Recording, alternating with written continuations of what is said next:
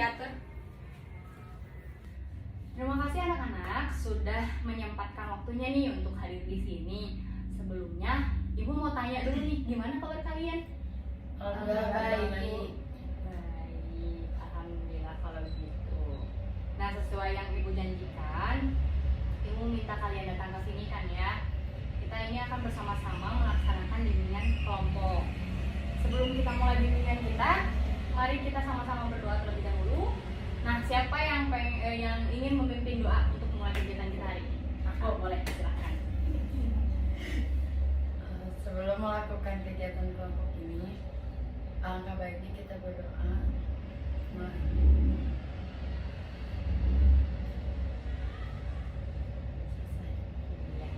Oke. Nah, baik teman-teman. Dikarenakan di negara kita ini ya masih masa pandemi kan ya yang kita tahu. Nah, nggak bosan-bosannya nih Ibu selalu sampaikan sama kalian untuk kita tetap mematuhi protokol kesehatan yang ada, seperti mencuci tangan, jaga jarak. Jangan lupa juga kalau bepergian selalu gunakan masker. Sekarang mau masker juga dijadiin razia. Nggak di masker didenda. Nah, sebelum kita mulai bimbingan, Ibu mau tanya dulu. Oke, sekarang Ibu mau bahas terkait tujuan dari bimbingan kelompok ini. Kira-kira ada nggak nih yang tahu tujuan dari bimbingan kelompok sendiri itu apa sih? Nggak ada yang tahu. Nah, tujuan dari bimbingan kelompok ini adalah untuk melatih individu bersikap terbuka, mampu berbicara di hadapan orang banyak, lalu juga melatih konseli agar dapat mengambil sikap bertanggung jawab, dapat mengambil keputusan, dan konseli mampu mengembangkan perasaan dan pikiran, serta memunculkan tingkah laku, tentunya tingkah lakunya yang baik ya. Kalian sudah paham kan dengan tujuan bimbingan kelompok ini? Ya. Iya, oke. Sekarang kayaknya kalian ini lagi sedang merasa lemah, letih, lesu ya. Kayak belum bersemangat nih. Gimana sebelum kita mulai nih? Kalau kita ice breaking dulu. Ice breakingnya nggak perlu berdiri. Ice breakingnya itu Ibu kasih contoh dulu ya. Misalnya kalau gini itu se. Kalau ibu begini berarti se. Kalau gini ma. Kalau dua ma. Nah, kalau ini ngat. Bisa ya? Harus fokus ya.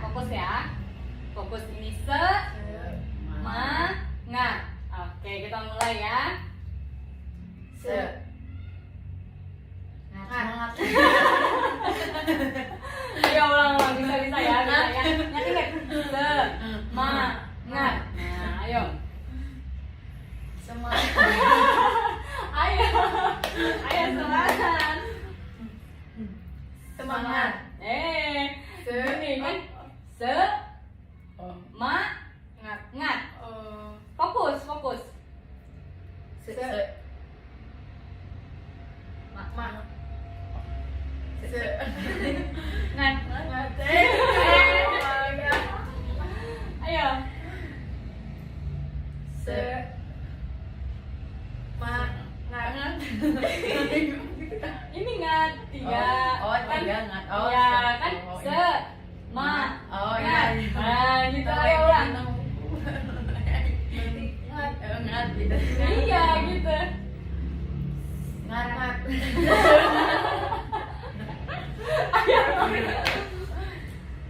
Ma. Se. Ngat. Iya.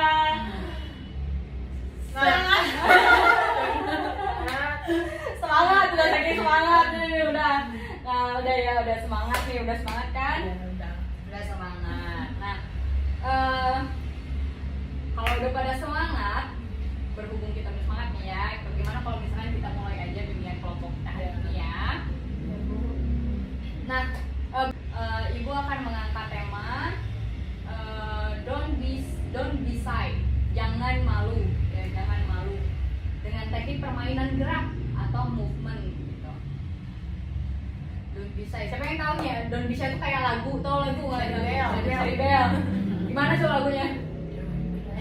Don't cry, don't be shy. Nah itu betul, permainan ini itu akan kita akan melakukan banana dance. Banana dance ya, kita mulai aja banana dance ya.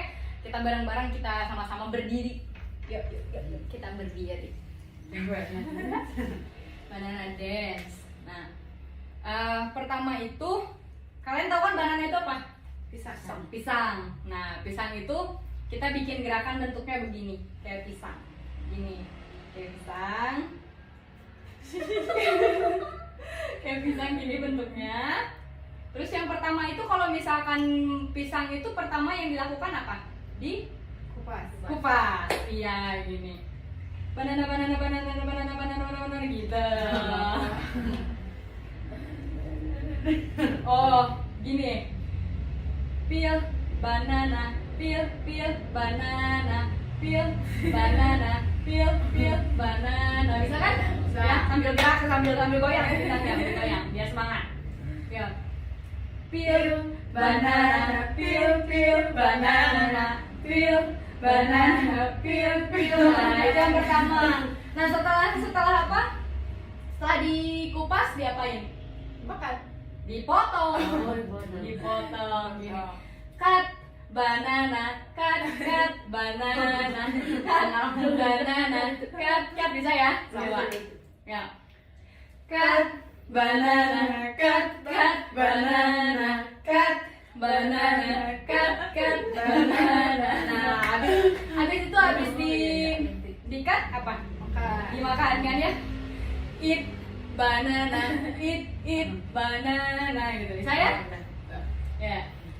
Eat banana, eat banana, eat banana, eat banana. Nah, itu. Terus abis dimakan diapain tuh?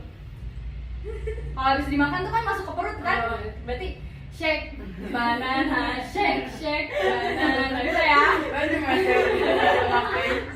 Ayo.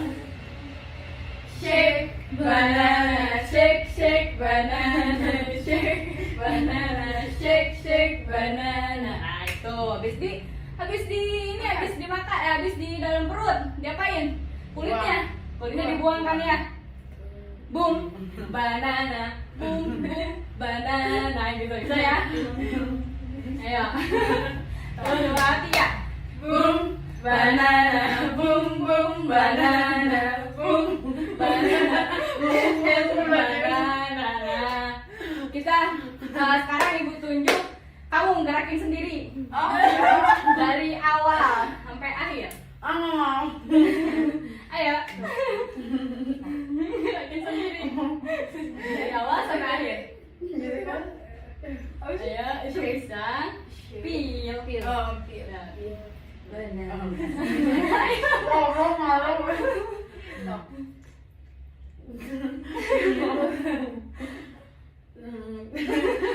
Di sini. Iya, Sam. Banana, peel banana, peel banana, Ya, habis peel di cut. Banana, cut banana, cut banana, cut banana. Ya, habis di-cut terus dimakan. Eat banana, eat banana, Habis di-eat, shake banana, shake banana, shake banana. terus dibuang, kulitnya dibuang. Boom gitu. Boom banana, boom banana, boom banana, boom. Iya, oke. Udah selesai kan ya? Yuk kita duduk lagi yuk. Nah, udah selesai kan ya kita melakukan apa tadi gerakan banana dance tadi itu. Ada yang tahu nggak tujuannya tadi ibu apa menyuruh kalian untuk melakukan gerakan itu? Enggak. Nah, tadi juga kan ibu nyuruh dia sendiri untuk melakukan gerakan. Tadi ekspresinya dia apa? Malu. Dia malu terlihat, malu dilihatin orang gitu. Makanya ibu angkat tema don't be shy. gitu. Kenapa?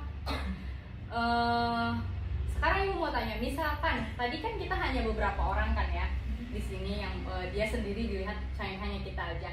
Misalkan salah satu di antara kalian melakukan gerakan tersebut di depan orang banyak dalam posisi sedang ada seminar, apa yang akan kalian rasakan?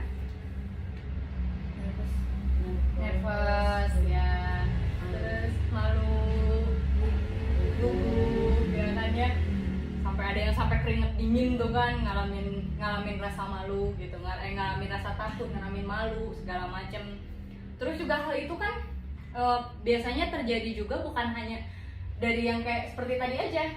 Kayak misalkan kalau kalian di sekolah disuruh presentasi ke depan, padahal kan kalian udah tahu ya itu teman-teman kalian gitu di kelas yang udah biasa kalian temui setiap harinya gitu, tapi tetap kadang ada rasa malu, ada rasa takut gitu, gugup.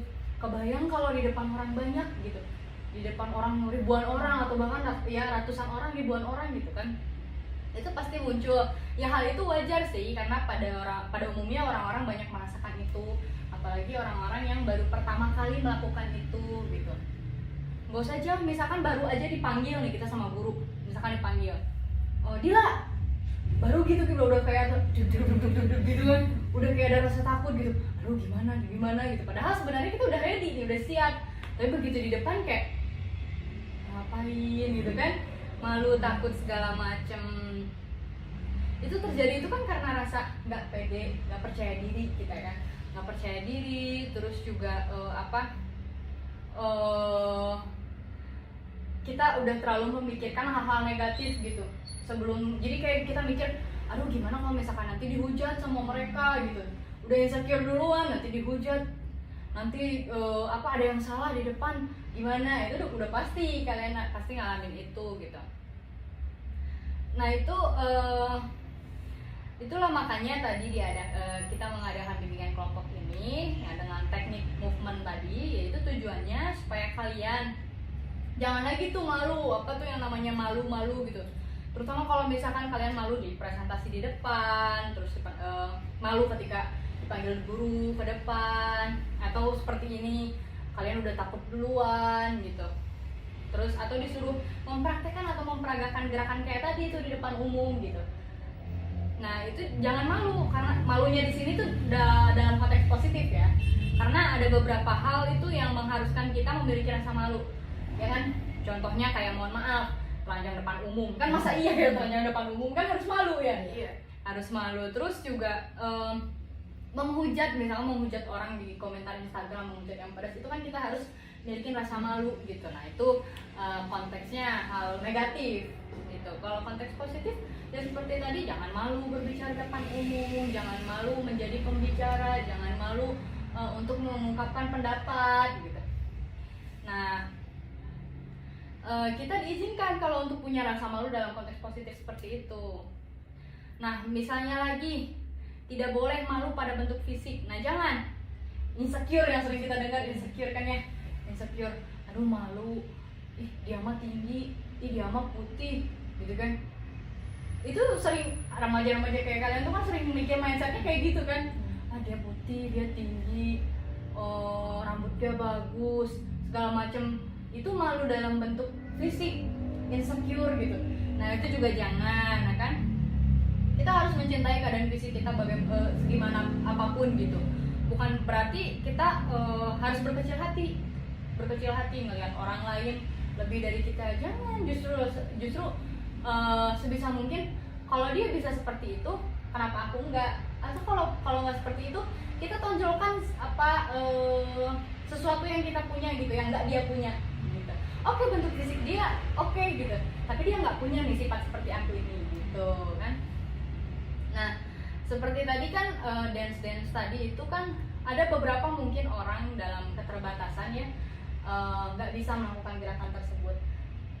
Mereka akan merasa berkecil hati, akan lebih merasa kayak ya insecure tadi itu, akan merasa kayak gue nggak bisa ngikutin gerakan dia gitu, gerakan mereka karena keterbatasan seperti misalnya itu mohon maaf kayak cacat fisik gitu, yang kakinya bermasalah kan gerakan tadi akan sulit untuk mereka akan merasa malu dengan keadaan fisik mereka. Itu kenapa tadi ibu minta tadi sendiri itu supaya jangan malu, kamu bisa kok gitu. Nah yang paling sering itu terjadi kan ya kayak berbicara depan umum gitu, udah pastilah gak usah jauh, kadang saya juga merasakan itu gitu merasakan itu. Tapi ya balik lagi, kalau kita terus-terusan punya rasa malu, punya rasa takut ketika kita akan memulai sesuatu yang baik, kayaknya nanti kedepannya akan sulit gitu.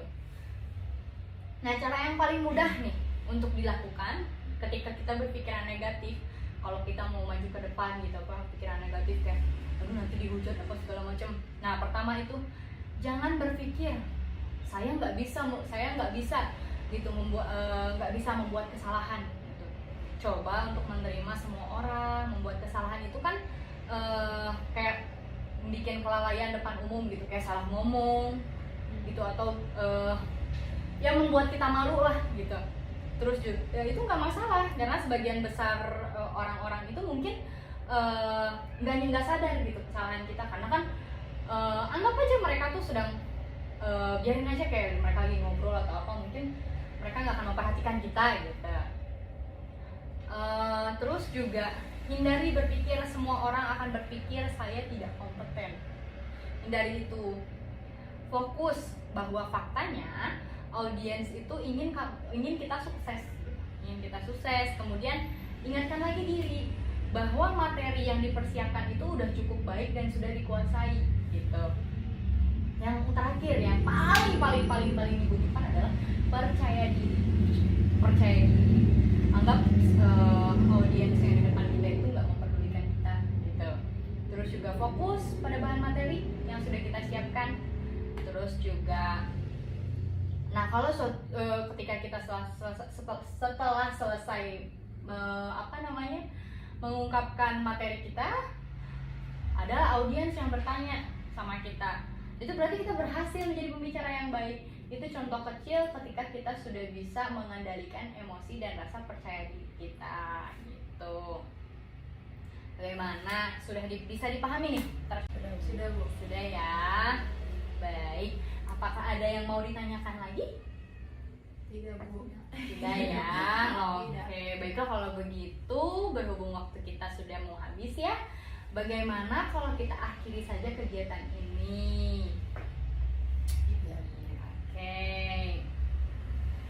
Ibu ucapkan terima kasih banyak ya untuk waktu kalian. Mudah-mudahan kegiatan bimbingan kita pada hari ini dapat bermanfaat tentunya, terus mulai juga diterapkan dan direalisasikan gitu pada kegiatan keseharian kalian. Terus mudah-mudahan kalau ada di antara kalian yang masih malu-malu, seperti tadi masih malu-malu dalam berpendapat, atau malu-malu dalam presentasi, atau malu-malu dalam disuruh oleh guru, malu-malu dalam menyampaikan harapan, keinginan gitu. Itu mudah-mudahan kalian mulai bisa dan membiasakan diri ya. Tidak bosan-bosan lagi, jangan lupa patuhi protokol kesehatannya. Oke, sekarang kan sudah masuk penutupan. Siapa nih selanjutnya akan memimpin doa kita? Oke, baik. Sebelum mengakhiri kegiatan belajar, alangkah baiknya kita berdoa dulu dalam hati. Berdoa menurut kepercayaannya masing-masing. Doa mulai. Berdoa selesai. Oke. Sehabis ini kalian masih ada pelajaran lagi? Ada Bu. Ada ya. Kalau gitu kita izin pamit dulu Bu. Oke, iya, terima kasih ya. Semoga bermanfaat. Iya Bu. Ya.